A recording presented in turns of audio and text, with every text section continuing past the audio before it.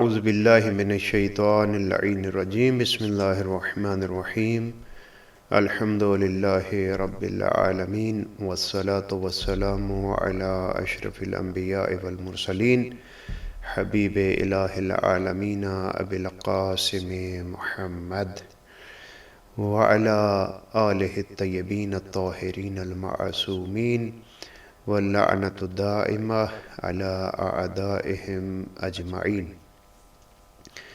15ویں پارے کے ساتھ آپ کی خدمت میں حاضر ہیں اور حسب سابق اس میں سے 10 پیغامات جو ایک الہی انسان کے لیے، ایک مکتب اہل بیت کے شاگرد کے لیے قرآن مجید نے دیے، ان کا انتخاب کیا گیا ہے۔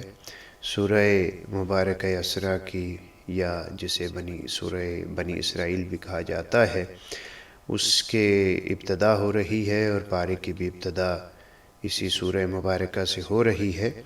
اس میں خداوند متعال نے پہلی صورت میں نبی گرامی اسلام کے سفر معراج کا تذکرہ فرمایا ہے، اور وہاں پر خداوند متعال نے یہ بتایا ہے کہ اللہ کا جتنا بھی قرب حاصل ہو جائے، اس قرب کی اعلیٰ ترین بلندی پر جانے کے لیے بھی پہلی بات یہ ہے کہ انسان کو عبد بننا ہے، اور دوسری جو ایک انتہائی اہم پیغام اس آیہ مجیدہ سے ہمیں ملتا ہے وہ یہ ہے کہ رات کے اندھیرے میں خدا کے قرب کا سفر زیادہ بہتر قرآنی الفاظ میں شمار کیا جاتا ہے، یعنی رات اللہ سے نزدیک ہونے کے لیے بہترین فرصت ہے۔ اسی وجہ سے غالباً ارشاد ہوا، سبحان الذی اسری بعبدہ لیلا من المسجد الحرام الی المسجد الاقصی الذی بارکنا حولہ لنریہ من آیاتنا انہ هو السمیع البصیر۔ اس آیہ مجیدہ میں خداوند متعال نے فرمایا کہ پاک و منزہ ہے وہ ذات، یعنی خداوند متعال جو اپنے عبد کو، اپنے بندے کو، یعنی نبی گرامی اسلام صلی اللہ علیہ وآلہ وسلم کو لے گئی مسجد حرام سے مسجد اقصیٰ تک۔ مسجد اقصیٰ وہ دور ترین مقام جہاں تک نبی گرامی اسلام نے سفر کیا اس رات میں، اور بعض اوقات شاید کہہ دیا جاتا ہے کہ مسجد اقصیٰ سے مراد بیت المقدس ہے، حالانکہ ظاہر آیت اس بات کی طرف توجہ دلواتی ہے کہ اس سے یہ مراد نہیں ہے، بلکہ وہ مقام ہے جہاں نبی گرامی اسلام اللہ سے ملاقات کے لیے تشریف لے گئے، اور وہاں مقصد کیا تھا، وہ مقام کیا تھا، الذی بارکنا حولہ، جس کو خداوند متعال نے، جس کے ارد گرد اس علاقے کو، اس حصے کو برکتوں سے مملو کیا ہوا تھا۔ مسلسل وہاں عبادات، فرشتوں کا آنا جانا، اور ان تمام صاحبان برکت کے ذریعے سے وہ متبرک جگہ تھی۔ الذی بارکنا حولہ لنریہ من آیاتنا، تاکہ ہم انہیں اپنی نشانیاں دکھائیں، وہ ہماری نشانیوں کو دیکھ سکیں۔ اور ظاہر ہے یہ دیکھنا اس مقام بلند پر ظاہری آنکھوں کے ساتھ نہیں تھا، بلکہ یہ مقام شہود تھا، یعنی عام انسان اپنی آنکھوں اور کانوں کے ذریعے سے دیکھی جانے والی چیزوں میں ممکن ہے بعض اوقات تردد کا شکار ہو، البتہ یہ چیز نبی گرامی اسلام میں ہرگز نہیں پائی جاتی۔ ما زاغ البصر، اور اس قسم کی مختلف آیات حضرت کی ہر قسم کی عصمت کی گواہی دیتی ہیں۔ تو یہاں پر خداوند متعال بتا رہا ہے کہ ہم ان کو لے گئے، اور یہ مقام شہود کی طرف اشارہ ہے، یعنی اپنے پورے قوا کے ساتھ، اپنے پورے یقین کے ساتھ، اپنی روح کے ساتھ، اپنے قلب کے ساتھ ان چیزوں کا نظارہ کرنا جو خداوند متعال کی قدرت کی نشانیاں ہیں۔ انہ هو السمیع البصیر، وہی ذات سننے والی بھی ہے اور دیکھنے والی بھی ہے۔ تو یہاں پر خداوند متعال نے جو پیغامات دیے ان میں سے 2 پیغام، ایک پیغام یہ کہ رات کے وقت اللہ کے قرب کا سفر تیزی سے طے ہوتا ہے اور وہ بہتر وقت ہے، اور دوسرا یہ کہ انسان جتنا بھی اللہ کی طرف سفر کر لے، قرب الہی حاصل کر لے، اس سب کے باوجود انسان عبد ہی رہتا ہے، البتہ اس کی عبودیت کے مدارج، مناصب یقیناً بڑھتے چلے جاتے ہیں۔ حضرت امام حسن عسکری علیہ السلام سے قول نقل ہوا اسی رات کے حوالے سے، آپ فرماتے ہیں ان الوصول الی اللہ عز وجل سفر، اللہ صاحب عزت و جلال کی طرف سفر کا کرنا، اللہ کا قرب حاصل کرنا، لا یدرک الا بامتطاع اللیل، وہ حاصل نہیں ہو سکتا مگر یہ کہ انسان تاریکی شب رات کے مرکب پر سوار ہو جائے، اس کی سواری رات ہونی چاہیے، رات کے وقت انسان قرب الہی کے زیادہ مدارج کو طے کر سکتا ہے۔ اسی وجہ سے بہت سی عبادات کا تذکرہ بھی رات کے حوالے سے قرآن مجید میں بھی اور ہماری دیگر کتب احادیث میں بھی ذکر ہوا۔ خداوند متعال ہمیں رات کی اس تاریکی سے قرب الہی حاصل کرنے کی توفیق عنایت فرمائے۔ دوسرا پیغام خداوند متعال نے جو ہمیں دیا، جس کو ہم نے منتخب کیا، وہ اسی سورہ مبارکہ کی 26ویں اور 27ویں آیت کا انتخاب کیا گیا، جس میں خداوند متعال نے اسراف سے بچنے، اس سے پرہیز کرنے کا حکم دیا ہے۔ خداوند متعال کو کسی بھی صورت میں اسراف پسند نہیں ہے۔ انسان بے راہ روی کا شکار ہو جائے، یعنی میانہ روی سے خارج ہو جائے، اسے اسراف کہا جاتا ہے۔ اور خداوند متعال نے یہاں پر فرمایا 26ویں آیت کا آخری حصہ، وَلَا تُبَذِّرْ تَبْذِيرًا، کسی بھی صورت میں اسراف نہ کرو، ان المبذرین کانوا اخوان الشیاطین وکان الشیطان لربہ کفورا، بتحقیق جو لوگ اسراف کرنے والے ہیں وہ شیطانوں کے بھائی ہیں، اور شیطان یقیناً اپنے پروردگار کا ناشکرا بندہ تھا، ناشکرا تھا وہ، اللہ کا شکر وہ ادا نہیں کرتا تھا۔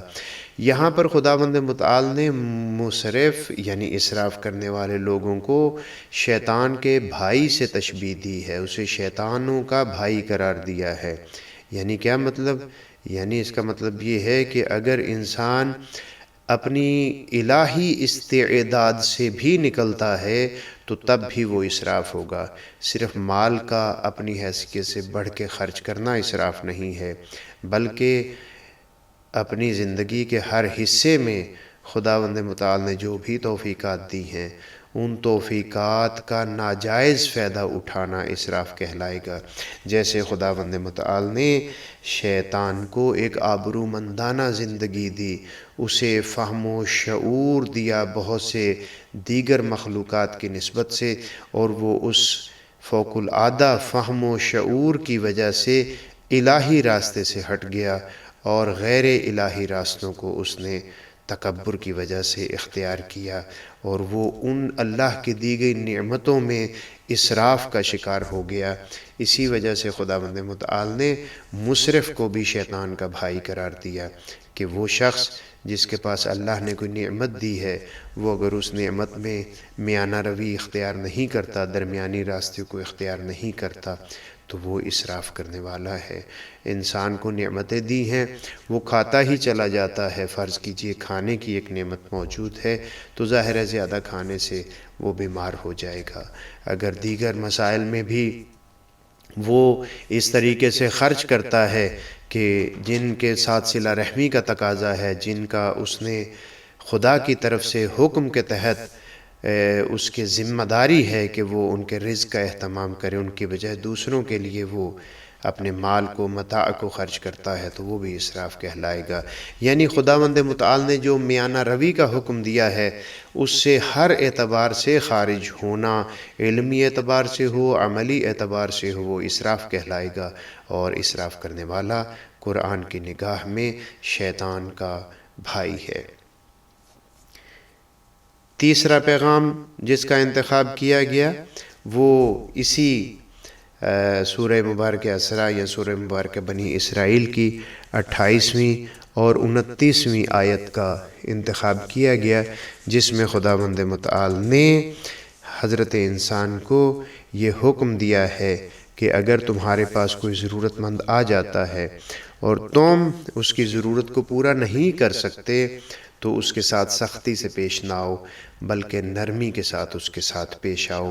ارشاد ہوا وَإِمَّا تُعْرِضَنَّ عَنْهُمُ ابْتِغَاءَ رَحْمَةٍ مِّن رَبِّكَ تَرْجُوهَا فَقُل لَّهُمْ قَوْلًا مَّيْسُورًا، اور اگر تم اپنے پروردگار کی رحمت کی تلاش میں ہو اور جس کی تمہیں امید بھی ہے، تو ان لوگوں کی طرف توجہ نہ کر سکو اس امید کی وجہ سے تو ان سے نرمی کے ساتھ بات کرو۔ یعنی انسان کو پتہ ہے کہ اسے ایک چیز مستقبل میں ملنے والی ہے، یا اسے ایک ثمرہ ملنے والا ہے، ایک مال فرض کیجئے اس کے پاس آنے والا ہے، اور وہ اس مال کی امید میں مانگنے والے کے ساتھ سختی کے ساتھ پیش آئے تو قرآن مجید نے اسے ایسا کرنے سے روکا ہے۔ یعنی خلاصہ کلام یہ نکلا کہ اگر آپ کسی ضرورت مند کی مدد نہیں کر سکتے اور آپ کے پاس اس وقت مدد کے امکانات نہیں ہیں، ممکن ہے مستقبل میں آپ مدد کر سکیں، اس موقع پر مدد کے امکانات نہیں ہیں، تو جو شخص مدد مانگنے کے لیے آیا ہے اس کو اچھے طریقے سے نرمی کے ساتھ جو ہے اسے رخصت کیجیے۔ اس کی توہین کی اجازت قرآن مجید کی زندگی رہنما اصولوں میں قطعاً موجود نہیں ہے۔ اور اسی طریقے سے اگلی آیت میں ارشاد ہوا کہ انفاق میں بھی میانہ روی ہونی چاہیے۔ جیسے میں نے پہلے عرض کیا کہ میانہ روی سے خارج ہونا اسراف کہلائے گا، تو یہاں پر ارشاد ہوا کہ انفاق میں بھی میانہ روی سے کام لو۔ ارشاد ہوا اگلی آیت میں 29ویں آیت میں وَلَا تَجْعَلْ يَدَكَ مَغْلُولَةً إِلَىٰ عُنُقِكَ وَلَا تَبْسُطْهَا كُلَّ الْبَسْطِ فَتَقْعُدْ مَلُومًا مَحْسُورًا، اور ایسا نہ ہو کہ تم اپنے ہاتھوں کو باندھ لو گردن کے ساتھ۔ یعنی یہ بڑی خوبصورت تشبیہ دی قرآن مجید نے، اور اس آیت میں واضح طور پر کہا کہ فضول خرچی کی وجہ سے اپنے آپ کو مجبور کر دینا یا بخل کی وجہ سے اپنے ہاتھوں کو باندھ لینا۔ بخیل ہو گئے ہو، ہاتھ سخی نہیں ہے، اس کو باندھ لیا ہے، اور نہ اپنے ہاتھوں کو اپنی گردن سے باندھ کر رکھو، یعنی بخیل بن جاؤ، اور نہ ہی انہیں ایسے کھلا چھوڑ دو کہ تمہارے پاس کچھ بھی نہ رہے اور سب کا سب تم خرچ کر دو۔ خداوند متعال کو نہ بخیل شخص پسند ہے اور نہ ہی وہ سخاوت پسند ہے جس کی وجہ سے انسان خود محتاج ہو جائے، ایسی سخاوت بھی پسند نہیں ہے۔ لہٰذا قرآن مجید میں حکم ہوا وَلَا تَبْسُطْهَا كُلَّ الْبَسْطِ، پورے ہاتھ نہ کھول دو کہ اس کے نتیجے میں تمہیں ملامت کا نشانہ بننا پڑے، تم تہی دست ہو جاؤ۔ لہذا قرآن مجید ہمیں واضح طور پر انفاق کے موقع پر بھی میانہ روی کا حکم دیتا ہے۔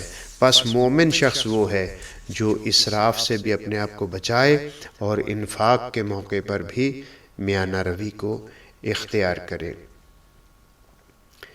چوتھا پیغام جس کا انتخاب کیا گیا، سورہ مبارکہ اسراء کی 36 نمبر آیت کا انتخاب کیا گیا۔ یہ ایک ہمارا انتہائی معاشرتی مسئلہ، اور پھر اس سے بڑھ کر ان افراد کے لیے جو کسی بھی شعبے میں تھوڑا بہت علم رکھتے ہیں، مکمل علم نہیں رکھتے، اور پھر وہ ہر علمی میدان میں باوجود کہ اس میدان کے وہ کھلاڑی بھی نہیں ہوتے، اس کے متعلق علم بھی نہیں رکھتے، لیکن اس میں کودنے کی کوشش کرتے ہیں۔ قرآن مجید ہمیں کہتا ہے کہ علم اور آگاہی جس میدان کی نہیں ہے اس میدان میں کودنے سے پرہیز کرو۔ قرآن مجید مذمت کرتے ہوئے نظر آتا ہے۔ 36ویں آیت میں ارشاد ہوا وَلَا تَقْفُ مَا لَيْسَ لَكَ بِهِ عِلْمٌ، جس چیز کا تمہیں علم نہیں ہے اس چیز کی پیروی نہ کرو، اس چیز کے پیچھے نہ جاؤ۔ ایسا نہیں ہے کہ تمہیں اس قسم کا ارشاد نہیں ہے کہ علم کو حاصل نہ کرو، بلکہ جس کا علم نہیں ہے اس چیز کا اظہار نہ کرو، اسے روکا گیا ہے۔ ان السمع والبصر والفؤاد، کیوں؟ اس لیے کہ تمہارے کان، تمہاری آنکھیں، تمہارا دل، یہ سب کے سب کل اولئک کانا عنہ مسئولا، یہ سب کے سب مسئول ہیں، ان کے بارے میں سوال ہوگا۔ اگر ہاتھ ایسی چیز کی طرف بڑھاتے ہو جس کا تمہیں علم نہیں ہے تو ہاتھ کا جواب دینا ہوگا۔ اگر تم اپنے کانوں کو بڑھاتے ہو کسی ایسے کام کی طرف جس کا تمہیں علم نہیں ہے، جواب دینا ہوگا۔ اگر رغبت دکھاتے ہو ایسے کام میں جس کا تمہیں علم نہیں ہے اور اس میں عالم بننے کی کوشش کرتے ہو تو اس کا تمہیں جواب دینا ہوگا۔ تو پس معلوم یہ ہوا کہ جہالت اور بے خبری کی پیروی اہل قرآن نہیں کرتے۔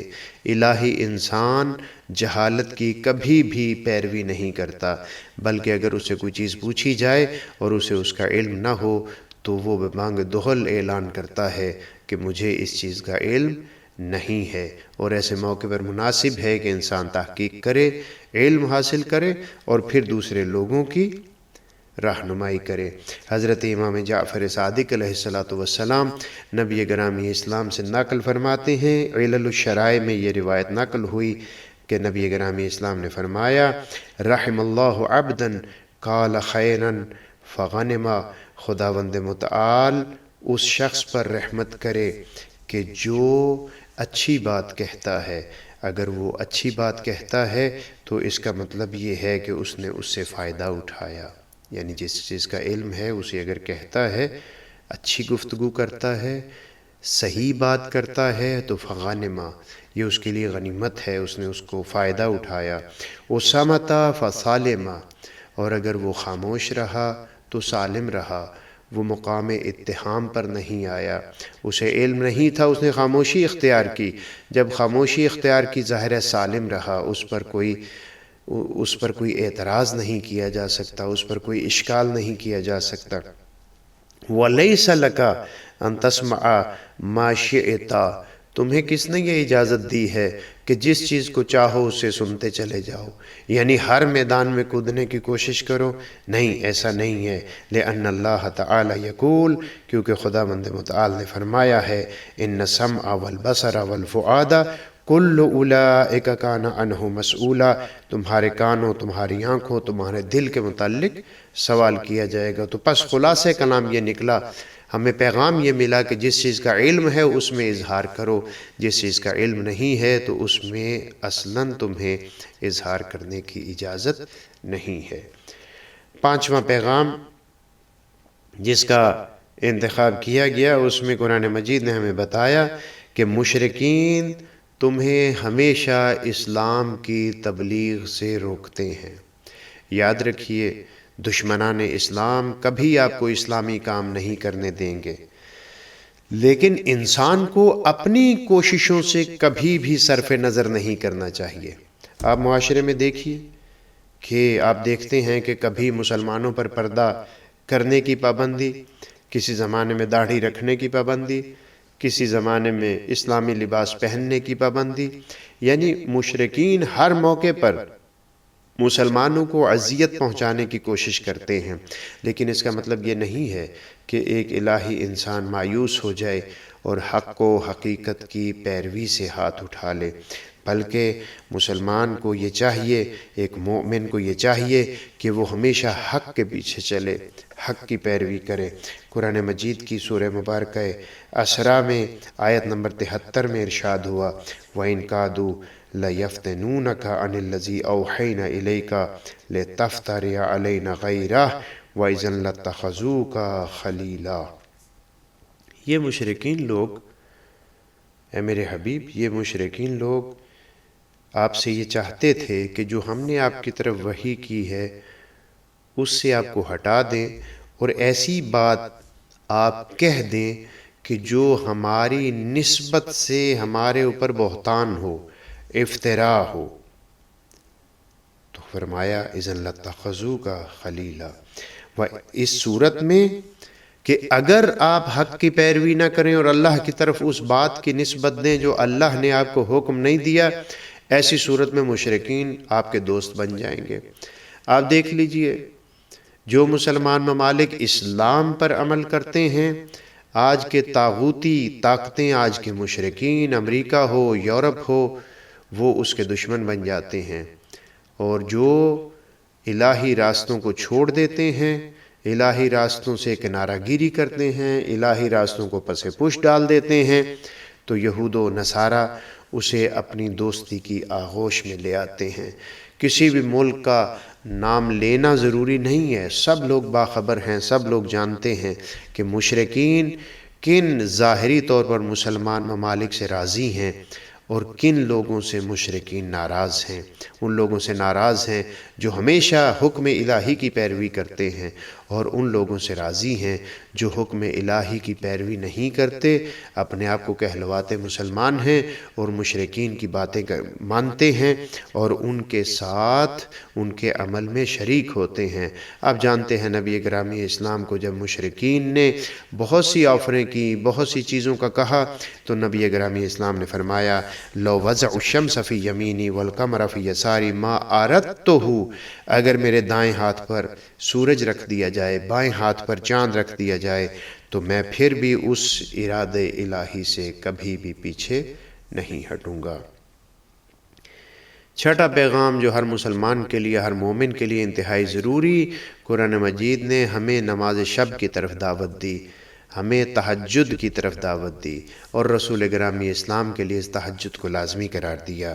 سورہ مبارکہ اسراء کی 79 نمبر آیت میں ارشاد ہوا وَمِنَ اللَّيْلِ فَتَحَجَّدْ بِهِ نَافِلَةً لَكَ عَسَىٰ أَن يَبْعَثَكَ رَبُّكَ مَقَامًا مَحْمُودًا۔ اے میرے حبیب، نبی گرامی اسلام کو ارشاد ہوا، اے میرے حبیب، ہم نے آپ کے لیے نافل لیل کا اضافہ کر دیا ہے، فتحجد بہی، پس اس کے لیے بیدار ہو جائیے۔ تہجد حجود سے ہے، اور حجود کا مطلب ہوتا ہے نیند، حالت خواب میں ہونا، حالت نیند میں ہونا، لیکن جس وقت یہ لفظ تہجد کے ساتھ تبدیل ہوتا ہے تو اس وقت اس کا معنی بنتا ہے نیند سے بیدار ہونا۔ اے میرے حبیب، رات کے ایک حصے میں من اللیل، رات کے ایک حصے میں بیدار ہو جائیے، آپ کے لیے ایک نافلہ لازمی قرار دیے گئے ہیں۔ اور اے میرے حبیب، اس کا فائدہ کیا ہوگا؟ عَسَىٰ أَن يَبْعَثَكَ رَبُّكَ مَقَامًا مَحْمُودًا، خداوند متعال اس مقام محمود جو اعلیٰ ترین مقام ہے وہاں تک آپ کو پہنچا دے گا۔ تو پس یہ ہمارے لیے بھی حکم ہوا، البتہ وجوب کی صورت میں نہیں بلکہ استحباب کی صورت میں، کہ اگر تم بلند ترین مقاموں کی طرف جانا چاہتے ہو تو رات کا کچھ حصہ اپنے پروردگار کے لیے مختص کر دو۔ پس جو لوگ نماز شب پڑھتے ہیں ان کی زندگی عام لوگوں سے بہت بہتر ہوتی ہے۔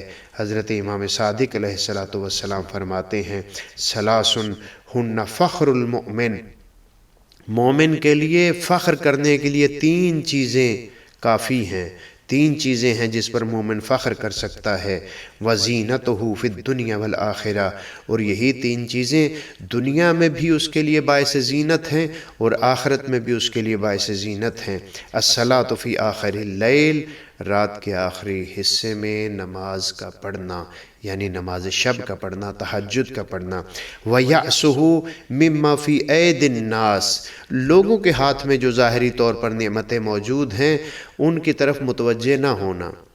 لوگ جو اسے مالی طور پر بہتر ہیں، اس سے صحت کے اعتبار سے بہتر ہیں، ان کی چیزوں کو دیکھ کر نا امیدی کا اظہار کرنا اور دل میں یہ خواہش کا پیدا ہونا کاش میرے پاس ایسا مال ہو، کاش میرے پاس ایسی گاڑی ہو، کاش میرے پاس ایسا گھر ہو، ان چیزوں کی امید نہ رکھنا، یہ مومن کے لیے باعث فخر ہے۔ یہ باعث فخر نہیں ہے کہ مالداروں کے مال کو دیکھ کر اپنے لیے بھی اس جیسا بننے کی خواہش کرنا۔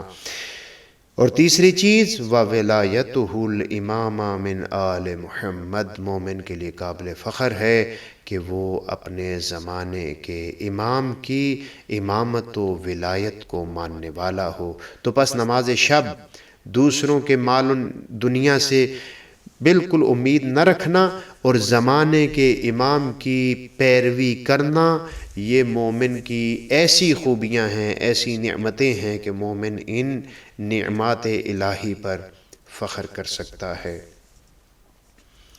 ساتواں پیغام جو ہمیں قرآن مجید یہاں پر دے رہا ہے، جس سے ہم استفادہ کر رہے ہیں، وہ یہ ہے کہ قرآن مجید ہمیں کہتا ہے کہ کبھی بھی ظالم حکمران کی شرائط اور اس کے حکم کو تم نے نہیں ماننا۔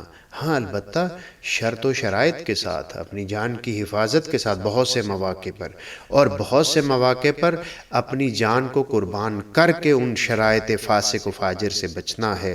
اس میں بہترین ایک انتخاب ہمارے پاس سورہ مبارکہ کہف، جو آج کے جزء 15 کا حصہ ہے، اس کی 9 آیات میں اسی مطلب کی طرف خداوند متعال نے اشارہ کیا کہ ظالم و جابر حکمران کی شرائط کو نہیں ماننا چاہیے۔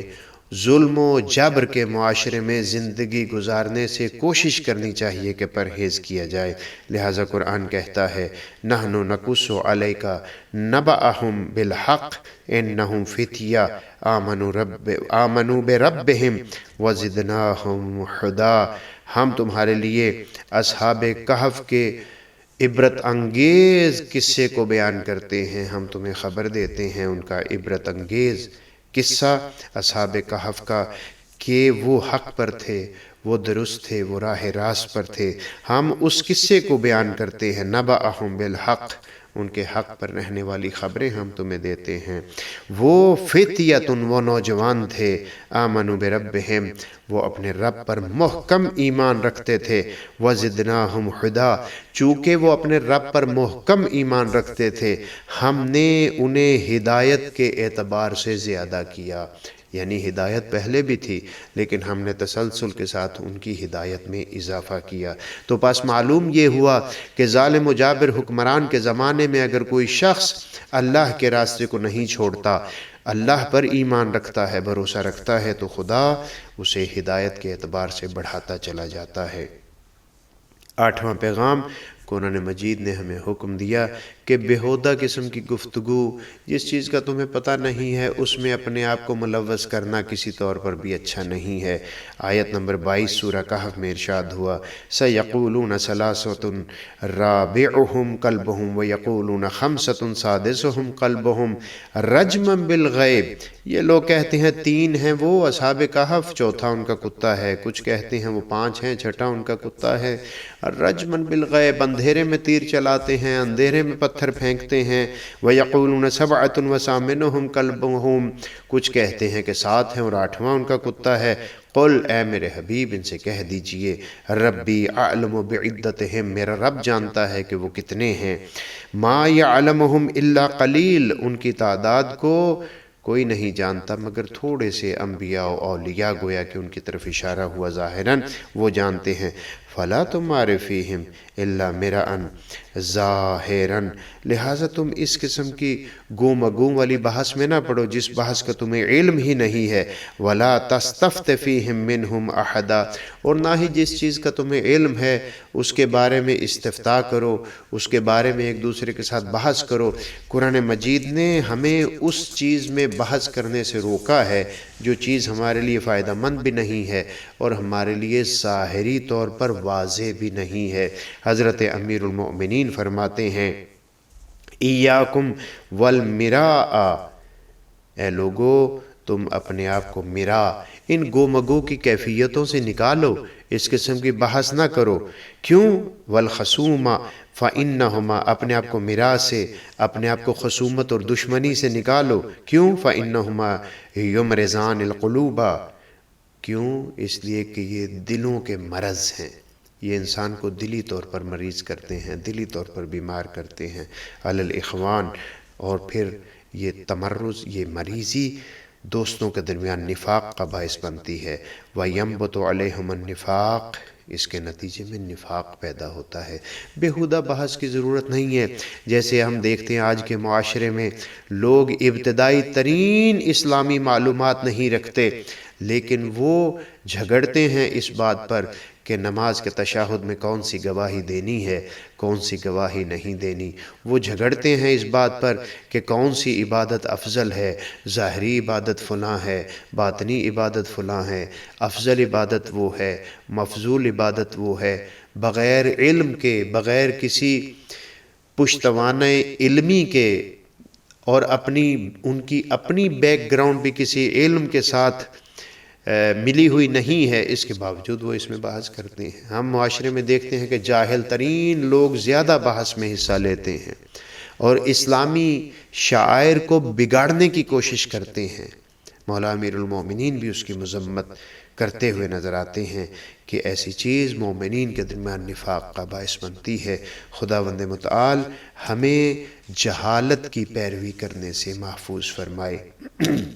9واں پیغام جو قرآن مجید سے اس موقع پر ہم آپ کی خدمت میں عرض کرنے جا رہے ہیں وہ یہ ہے کہ انسان جو بھی کام کرے، الہی انسان جو بھی کام انجام دیتا ہے اس میں وہ رضائے رب کو شامل رکھتا ہے، یعنی اس کا ارادہ ہوتا ہے انجام دینے کا، لیکن ساتھ ہی ساتھ اس کا یہ ایمان ہوتا ہے کہ یہ کام درست طریقے سے اس وقت انجام پائے گا جب اللہ چاہے گا۔ لہٰذا ارشاد ہوا وَلَا تَقُولَنَّ لِشَيْءٍ إِنِّي فَاعِلٌ ذَلِكَ غَدًا، کسی بھی چیز کے بارے میں یہ نہ کہو کہ کل میں اس کام کو انجام دوں گا، إِلَّا أَن يَشَاءَ اللَّهُ، مگر یہ کے ساتھ کہو اگر اللہ نے چاہا تو میں انشاءاللہ اس کام کو انجام دوں گا۔ ایک روایت میں ہے کہ امام جعفر صادق علیہ السلام نے ایک دستور لکھنے کا حکم دیا۔ جب وہ دستور لکھ کر آپ کی خدمت میں پیش کیا گیا، آپ نے اسے پڑھا تو آپ نے فرمایا کیف رجوتم ان یتم ھذا ولیس فیہ استثناء، یہ تم نے کیسے امید رکھ لی کہ یہ جو چیزیں لکھی ہوئی ہیں یہ سب کی سب وقوع پذیر ہو جائیں گی؟ تم اس میں استثناء لکھو، یعنی اس میں یہ لکھو کہ اگر اللہ نے چاہا تو ہم یہ کریں گے، اللہ نے چاہا تو ہم یہ کریں گے، اللہ نے چاہا تو ہم یہ کریں گے۔ تو آپ نے فرمایا انظروا کل موضع لا یکون فیہ استثناء، دیکھو اس عبارت میں جہاں جہاں پر بھی استثناء کی گنجائش موجود ہے اس جگہ پر انشاءاللہ کا اضافہ کرو، فاستثنوا فیہ، اس میں استثناء کرو، انشاءاللہ لکھو وہاں پر۔ تو پس معلوم یہ ہوا کہ ایک مومن کے لیے خود سے ارادہ کرنا ایک بدیہی بات ہے، کام کو اسی نے انجام دینا ہے، اسی نے کام کو شروع کرنا ہے، اسی نے آخر تک پہنچانا ہے، لیکن شروع کرنے اور آخر تک پہنچانے میں اس کا تکیہ مکمل طور پر توفیقات خداوند متعال پر ہونا چاہیے۔ تو پس معلوم یہ ہوا کہ ایک الہی انسان جو کام بھی انجام دیتا ہے اس میں وہ یہ نیت کرتا ہے کہ یہ کام میں اللہ کی توفیق سے ہی انجام دوں گا، اللہ چاہے گا تو اس کام کو میں مکمل کر پاؤں گا۔ 10واں پیغام، انسان کو ہمیشہ باقیات الصالحات کے پیچھے رہنا چاہیے، یعنی انسان کو یہ کوشش کرنا ہے اور یہ کوشش لازم ہے کہ وہ ایسے اعمال کو انجام دے جو ہمیشہ رہنے والے ہوں، چاہے وہ مال کی صورت میں ہو، چاہے وہ اولاد کی صورت میں ہو۔ سورہ مبارکہ کہف کی 46ویں نمبر میں ارشاد ہوا المال والبنون زینت الحیات الدنیا، مال اور اولاد دنیا کی زینت ہے۔